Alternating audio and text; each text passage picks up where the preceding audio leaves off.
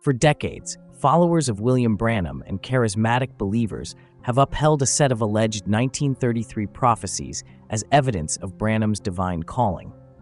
These so-called predictions, including references to Mussolini's rise and fall, a Second World War, and the rise of a powerful woman in American politics, have been circulated widely within message circles, recited and published in charismatic circles, and formed the bedrock for themes such as God's generals in the new Apostolic Reformation.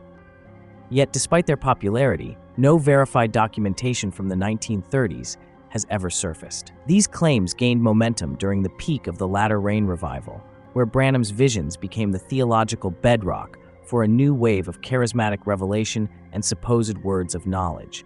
But were these visions truly divine foresight, or were they part of a carefully staged act?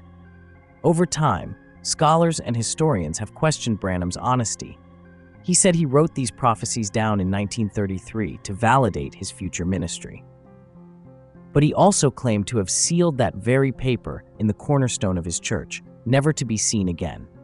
After his death, the cornerstone was opened. It was empty. Supporters insisted Branham had once read the list aloud during a sermon, proving its existence, but when compared to his earlier accounts, key details didn't match. Some skeptics point out that Branham himself acknowledged revising the list with help from his campaign team. That leaves one crucial question. Are researchers even looking in the right place? Was Branham truly visited by God with a vision of 7 coming events, or did he craft a story from borrowed ideas and forgotten sources? To answer that, we begin with Benito Mussolini, the architect of Italian fascism. Benito Mussolini, the founder of Italian fascism, ruled Italy with an iron grip from 1922 to 1943. Once a socialist journalist, Mussolini veered sharply toward nationalism and authoritarianism after World War I, using the country's political turmoil as a springboard to power. He promised to restore Italy's lost grandeur through discipline, order, and the mythic ideals of ancient Rome. Under his rule, opposition was silenced, and propaganda became a tool of total control. In the late 1930s, Mussolini forged a dangerous alliance with Adolf Hitler, pulling Italy into the Second World War as part of the Axis. Though hailed by some early on for his apparent decisiveness, Mussolini's legacy crumbled under military defeat, internal repression, and betrayal. His regime ended in disgrace, his life taken by those he once ruled, leaving history with a chilling example of how ideological zeal and charismatic power can unravel democracy and human rights. One of Mussolini's most far-reaching moves came in 1929 with the signing of the Lateran Treaty. This historic agreement between the Kingdom of Italy and the Holy See resolved the long-standing Roman question.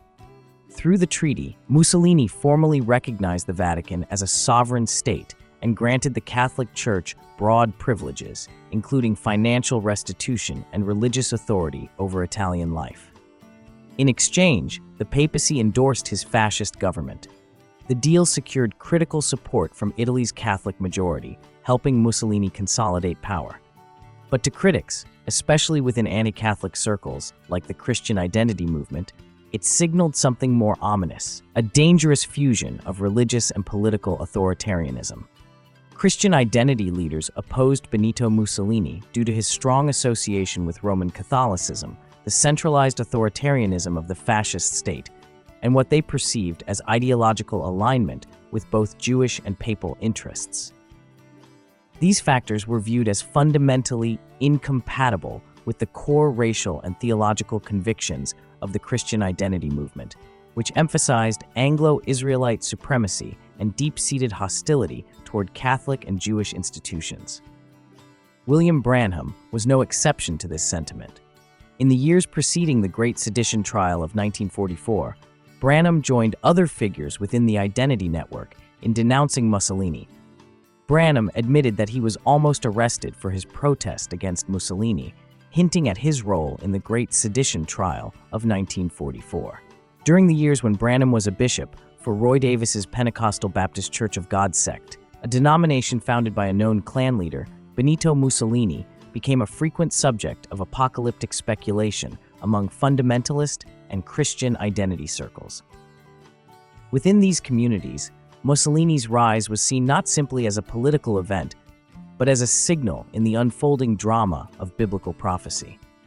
At the time, Roy Davis served on the board of the World's Christian Fundamental Association alongside Gerald Winrod, a leading voice in the Christian identity movement.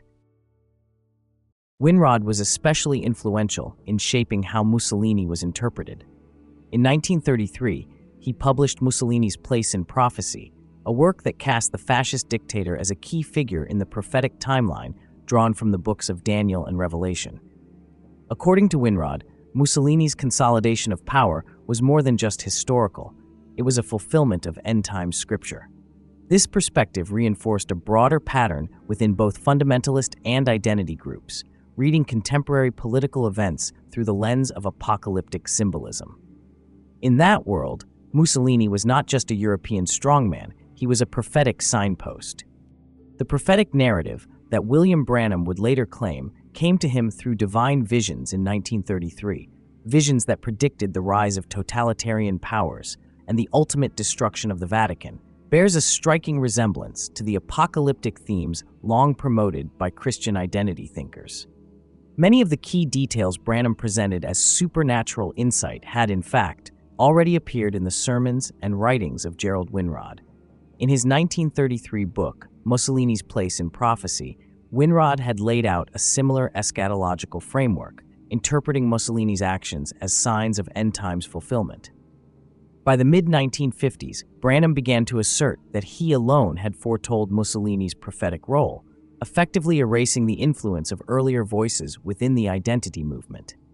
Yet, like Winrod, Branham pointed to Mussolini's imperial ambitions, particularly the invasion of Ethiopia, as a fulfillment of biblical prophecy, often referencing the apocalyptic imagery found in the books of Daniel and Revelation. The overlap between their interpretations is hard to ignore. Taken together, the evidence suggests that Branham's so-called 1933 prophecies were not unique revelations, but rather theological borrowings shaped by the apocalyptic ideas already circulating in his religious world.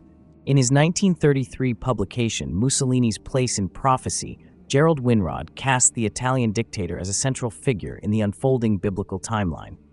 He linked Mussolini's military expansion to a revived Roman Empire and to the rise of the apocalyptic beast described in Scripture. Nearly 20 years later, William Branham began repeating these very same themes. He claimed to have foreseen Mussolini's move toward Ethiopia as a prophetic sign. The language, structure, and message in Branham's sermons bear a clear resemblance to Winrod's earlier warnings. The parallels are too precise to dismiss as coincidence. Branham's alleged 1933 visions were not published or verifiably documented until the 1950s, long after Winrod's interpretations had already gained traction in Christian identity and apocalyptic fundamentalist circles. This time gap, coupled with the near-identical content, suggests Branham's prophetic claims were not the result of supernatural insight, but rather a theological repackaging of ideas he encountered early in his ministry.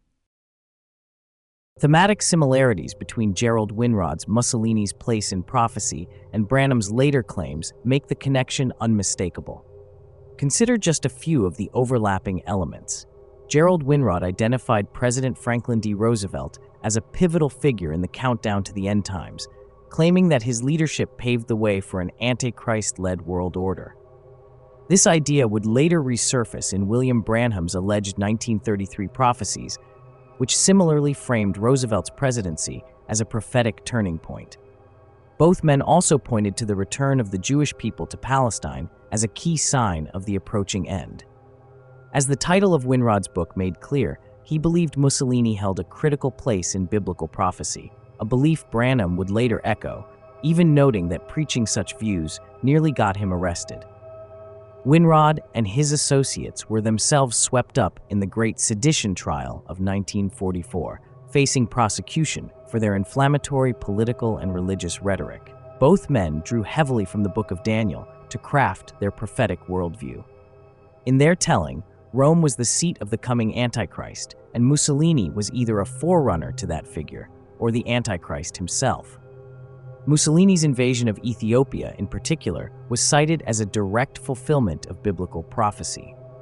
Perhaps most tellingly, in the midst of Cold War tensions and the latter-rain revival, Both Winrod and Branham cast Russia as the King of the North, spoken of in Ezekiel. They believed Russia symbolized the final empire of iron mixed with clay, a fragile, divided power that would lead the world into chaos. Like many within the Christian identity movement, they also taught that the beast of Daniel's visions, interpreted as the Roman Catholic Church, would one day establish a one-world government. In nearly every key detail, Branham's prophetic framework mirrored that of Winrod's, raising serious questions about the originality and authenticity of his so-called divine revelations. Whether William Branham deliberately borrowed from Gerald Winrod's apocalyptic framework or simply absorbed it through proximity, the overlap between their prophetic visions is too precise to ignore.